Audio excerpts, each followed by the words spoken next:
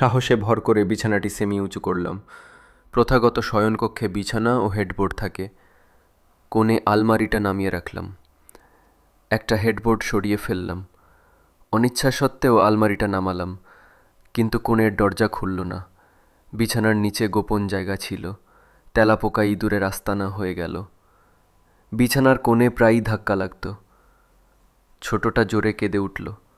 বড়জন রেগে আগুন হয়ে গেল। অর্থ দায়িত্বে থাকা লোককে ডাকলাম। তারপর আবার লাগানোর সিদ্ধান্ত নিলাম।